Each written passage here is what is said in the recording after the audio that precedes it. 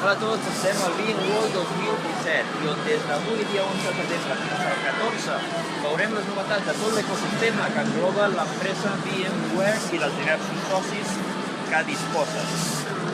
Aquest congrés, igual que l'empresa VMware, està centrada en virtualització, però no és virtualització d'ordinadors personals, sinó de servidors i xarxes, tot telecomunicacions. Tot el que engloba el tema de servidors, per exemple, podem tenir aquí darrere des de banca, telecomunicacions, retail, sector públic, salut, tots aquests temes. També un tema molt parlat durant aquests dies és el que és la seguretat informàtica.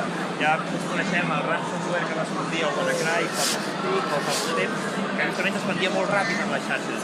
Doncs justament un dels punts més importants és la seguretat, que els servidors empresarials, empreses importants que volen tenir les seves dades segures, les dades dels seus clients. És per això que és un dels temes més importants i més parlats en aquest congrés.